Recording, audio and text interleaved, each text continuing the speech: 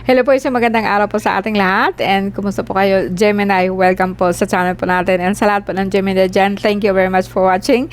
And sa ngayon guys, very exciting po ang ating reading. Kasi po, titingnan po natin yung nangyari po sa atin this year, the whole year. And then after that, tatawid po tayo this parating po na taon, which is 2026. So, dalawa po ang card po na gagamitin natin. O sabihin po natin, dalawang tarot deck.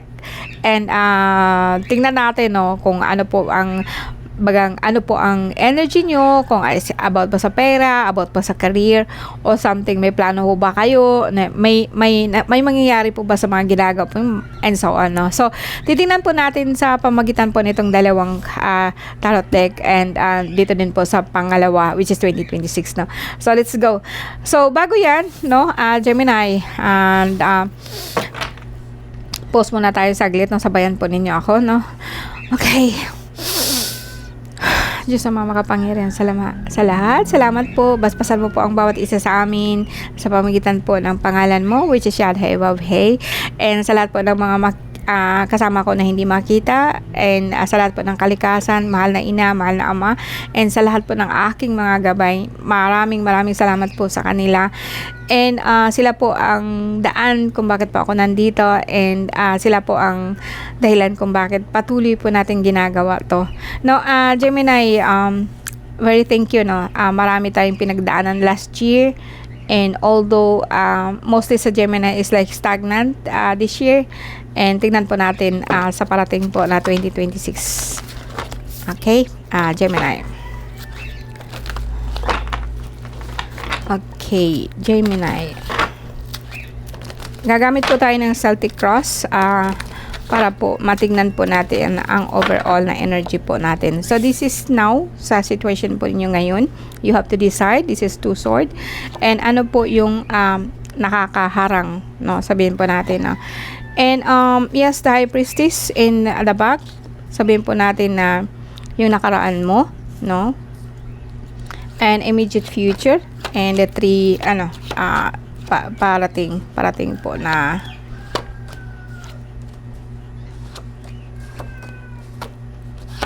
alright.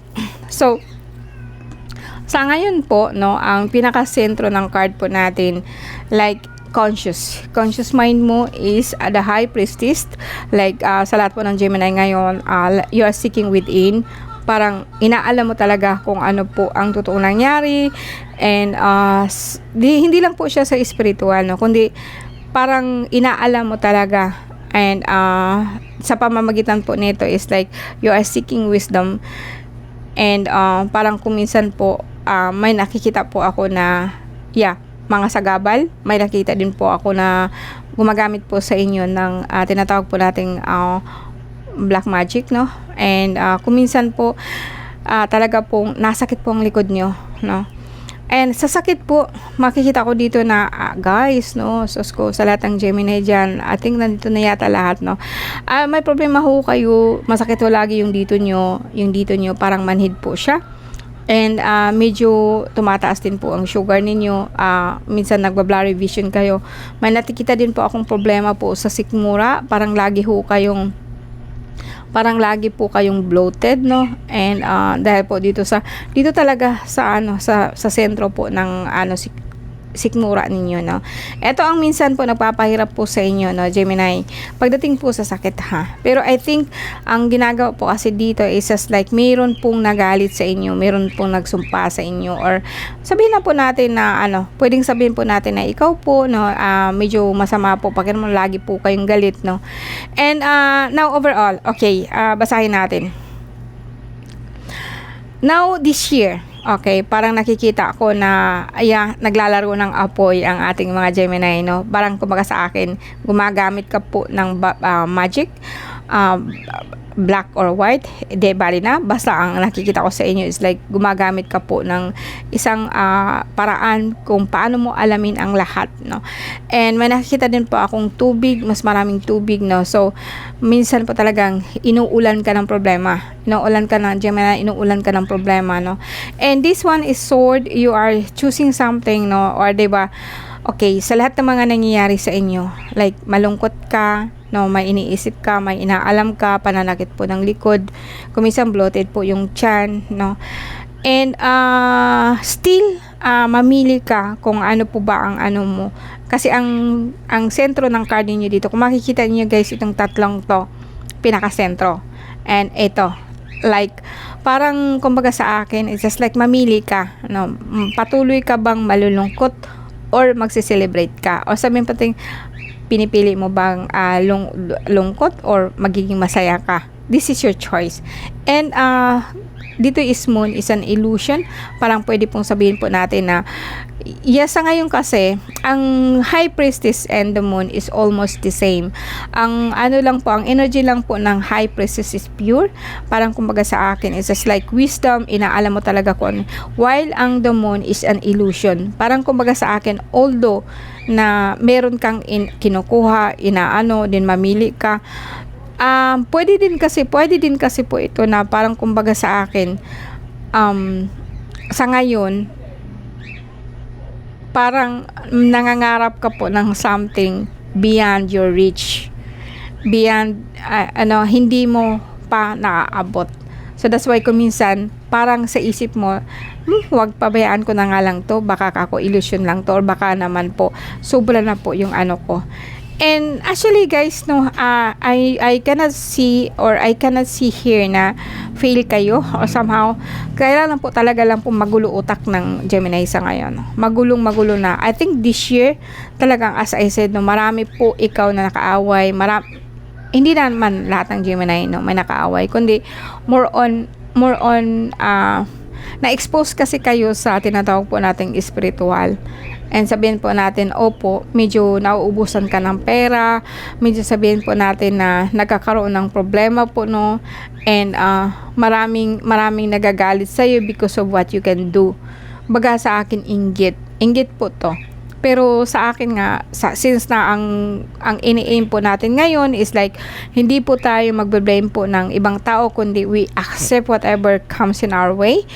And although hindi lahat ng Gemini nagkakaroon po ng problemang ganito, pero more on parang nalulungkot ho kayo, malungkot, marami ho kayong problema, no, and lalo na po minsan, no, may problema ho kayo sa mga anak nyo, parang nag-aaway ho kayo, hindi ho kayo nagkakaintindihan, and nabibigay ito sa inyo sobrang lungkot, malungkot ho kayo, very emotional ho kayo. And kung minsan mga anak mo nagagalit ka, medyo nasobrahan ng inom, parang ang mga anak mo kasi parang nawala sila sa ano ba, no, and ito talaga pong makikita ko na nahihirapan ka Gemini po, no, sa mga anak mo kasi you are surrounded with kids, no.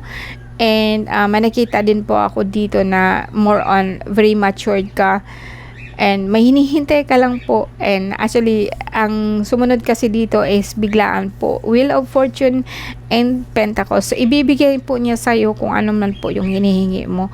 Despite pa po sa nangyari guys, trust the universe po, kasi alam ko talaga po na makukuha mo ang lahat po ng gusto mo. Hindi naman siya lahat, pero sa akin kasi Pentacles, Six of Pentacles is a symbol of giving. Parang kumbaga sa akin, pwedeng ikaw ang mamigay, pwede pong ikaw ang binibigyan, and Wheel of Fortune is ongoing na po. Ang Wheel of Fortune kasi it's already happened. Nangyari na siya, mangyayari na. It only take days, I think, no, na makukuha mo or darating sa iyo kung ano man po yung hinahanap mo. Hindi na to aabot ng weeks, days na lang po, no. So sabihin po natin, this year po, yung sabihin natin ano pa from January, alam ko marami po ikaw problema, and marami bang ano sa'yo, marami kasi sa'yo ang tumitira sa'yo sa astral. Marami ang tumitira sa'yo, yung bagang sa akin is like maraming gumagamit ng mahika against sa'yo. Pero despite from that, alam kong kaya po ikaw nagbo-bloated, kaya po ikaw parang paa mo masakit, no? And ito po sabi ko nga sa'yo, halo-halo na, no? And it's regarding about your kids, as I said. Pero pwedeng sabihin po natin na ano siya, masyado ikaw busy ngayong taon na to. Maraming busy, maraming ginagawa, marami kang sakripisyo, and you are waiting. And ang paghihintay mo kasi guys, ito guys is waiting.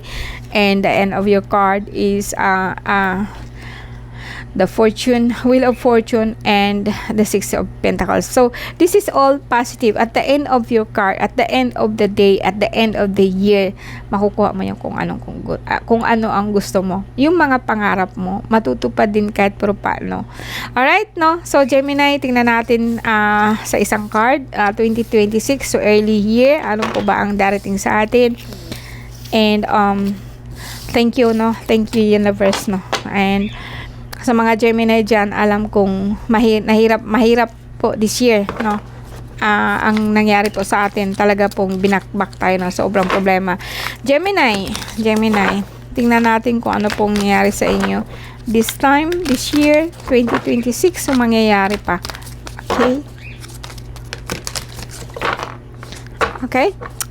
Your mind right now. And, so, what is Queen of Wands? And, the universe, no? Wheel of Fortune, yes. Six of Swords, Nine of Swords, King of Cups, the Moon, and Two of Wands, Page of Cups, Strength, Five of Cups, the Fool, and 9 Page of Pentacles. Okay, so this year, mangyari sa'yo. Okay, now, overall is like, mas marami akong nakikita dito na visible. So, unang-una is like, ang Wheel of Fortune na sinasabi mo, Three of Cups is successful. Both conscious and subconscious is both positive, no? Ito yung conscious mind mo, which is madali na, parating na. Yung Wheel of Fortune, ika nga, yung doon sa kabilang card. And your conscious mind is Three of Cups, which is successful, and which is, kumbaga sa akin, celebration, no? Celebration, parang okay, yung parating sa iyo is overall maganda siya, no? No matter what, kung ano man po yung wini-wish mo, parating na po siya sa iyo, and malapit na po talaga, no? And guys, that's the center of your card, which is Six of Wands is right now, and Queen of Wands. Both ito talaga is like, ang Six of Wands is also triumph, no? And sabihin natin na ito kasi yung gusto mong mangyari, yung win-workout mo talaga. Although ang hadlang dito is like Queen of Wands, no? Parang ikaw kasi kung ano man ang gusto mong mangyari, gusto mo kasi agad-agad. And this card telling you to wait and be positive. Darating po siya kasi nakaganyan po siya, no? So po sa akin, this card is sinasagot po niya both complement for each other. Hindi po sila magkasalungat. Itong hinihintay mo, telling you na huwag ka nang mainip. Huwag ka lang po kasing mainip. Ito yung inaano niya, no? Ito yung nangyari sa iyo right now. Okay? So, Nine of Cups, Nine of Sword, yes. Six of Sword, Nine of Sword. Parang nag-aalala ka, yes. And malungkot ka. Ten of Cups, hindi mo alam kung ibibigay ba sa iyo o hindi, no? So, Gemini, kasi nga mas nakikita ko dito ang visible. So, more on, hindi mo alam na actually ang lahat ng bagay na kailangan mo is nasa sayo na, in short. Kaya lang po talaga po, more on napupunta ka kasi sa sometime, bakit nalulungkot ka? Para kasing iniisip mo po na baka po hanggang pangarap na lang. Although, sabihin ko kasi sa iyo, you are really asking so much, no? Para kasing ang laki po ng hiningi mo, which is Nine of Cups, this is the Moon. Kumbaga sa akin, nangangarap ka po ng mataas. Okay po yan, no? Parang, kaya po kung minsan po talaga, whether you debate to yourself kung ano ba to, darating ba talaga siya, okay ba talaga siya, and although sabihin mo na positive, minsan may negative ka, minsan po nalulungkot ka before nga po, dahil nga po sa problema na kinakarap mo kaliwat kanan. Kaya po kung minsan talaga gusto mo atat ka na, ngayon na. And the universe is telling mo, just wait, relax po and wait po is coming. Alright, and ang sunod dito na kasi is Two of Wands. So ang Two of Wands is also a choice. And kailan po ba magkasalungat? So, 2 of choice po. Just wait. So, sa akin siguro nga, mas maganda siguro nga na maghintay na lang po para hindi ka masyado kasing maisip. Focus your mind on something else para po kahit papano po, hindi ka po mag-i-imagine na baka po piki yung lahat ng iniisip mo. Okay. And ang center ng card mo, same strength, no? Strength, kaya mo. 5 of Cups. Yes, may nasabi ako ditong regrets, no? Masakit kasi yung tiyan mo lagi. And more on, ito kasi siya is lang some kind of entity, a higher entity. Galing po siya sa buwan, complete, more on Sophia. And kasi para kasing iniisip mo, you are Sophia right now na binubuhay mo mula new moon hanggang full moon, and mula full moon hanggang last, or sabihin po natin na pababa po siya. And this is Sophia, this is the mother, lagi pong nasa sa iyo. Batin ko minsan po kasi hindi mo siya napapansin, kasi po nga you are more on regrets, minsan po galit ka, minsan po very emotional ang Gemini this year, no? So ito naman po the last, the full, 7 of Wands and Page of Pentacles. Okay, now this is all invisible, hindi pa to nangyayari. So although sabihin natin na ang card mo is like 7 of Wands, yes, kasi ang 7 of Wands kasi ito kasing Page of Pentacles, mag-represent po siya sa anak mo. And minsan parang ito nga siya, like dito kasi the Fool. And the Fool is, kung titingnan ninyo guys, no, and this is actually the symbol of Jesus, which is the Fool. Yung baga sa akin, puno ka lang pag-asa, okay, ganito nga, ganyan, no? Parang lahat, it's just like the universe is supporting you. And this is also Sophia, kung makikita po niyo guys, Fool, parang irresponsable, nakatalikod siya sa'yo, and nakaharap po siya sa kung ano man po ang pangarap niya. While Sophia actually facing the problem is still tulog, or sabihin po natin na still you are still thinking, nag-iisip ka pa po kung paano po siya. Marami po ikaw agam-agam, marami po ikaw na iniisip na baka po hindi po siya mag-work. So meron ka po mga choices. And dito naman po, like 7 of Wands, no, also represent po siya ng anak mo na Page of Pentacles. Anong gagawin mo sa kanya? Hindi mo alam kung paano mo siya paano mo siya i-handle. Kasi 7 of Wands dito kasi parang nag-represent siya para siyang step para sa akin, o parang hagdanan ba na hindi masyadong unstable, o hindi masyadong stable or unstable po na hagdanan. Well, pwedeng sabihin po natin na kasi ang susunod po kasi dito is your daughter or your siblings, no, mga anak mo, na parang kumbaga sa akin is nag-aalala ka para sa kanila, and hindi mo alam kung paano mo sila i-handle. O sabihin po natin sa business, pwede din po, no, na ang negosyo mo is tulog, di mo alam kung paano, or yung project mo is like masyado pa siyang magastos so far and wala pa siyang income. And both hindi siya pa invisible, both is only in your mind, both is just like ang nakikita ko kasi guys na visible yung pangarap mo, visible na siya okay, hindi mo lang siya nare-realize kasi tulog ka pa This is a symbol of Mama Mary, symbol of Sophia, which is parang iniisip mo pa lang, pero di mo pa siya nakikita, di pa nakita ng dalawang mata mo ba, nakikita mo lang po siya sa isip mo, pero hindi pa siya sa mata mo ang dalawa, and then you are thinking, maniniwala ka po kapag ka nandyan na talaga siya, hawak mo na. Okay, so this is all masasabi ko po na masyadong full dito sa spiritual and dito sa physical ang Gemini ngayon, this coming sa taong to. But other than that, no, sa akin maraming problema darating sa inyo Gemini, kasi nga po kayo po kasi ang tinatawag po natin na the messengers of God. So pwede pong ikaw po talaga is like mga mensahe ka pong marireceive this year, and hindi mo alam kung paano mo siya i-share. And ito ba'y paniniwalaan po ng tao? No, ito po ba is paniniwalaan ko na lahat po ito yung mangyayari po sa akin? No, so ang pull ngayon ng Gemini is very strong. So be grounded, no. Dapat po as I said, meron kang choice. Be happy or malungkot ka, or be happy, no? And you have to put your feet in the ground. Parang kumbaga sa akin, gawin ninyo kung ano yung kailangan ngayon. And kumbaga sa akin, kung may pangarap ka man po in the future for someone else, and then gawin mo yung kung ano ang pwede mong magawa ngayon, para po kahit papano po, by pagpasok po ng 2026 is just like na-settle na siya. Kasi ang Gemini kasi is masyado pong maano sa isip. So, kalat-kalat po yun masyado ang isip po ng Gemini. Kumbaga, yeah, I know na parang atat ka na. But, I think it says here na, yeah, you just sit down po and believing that it will happen.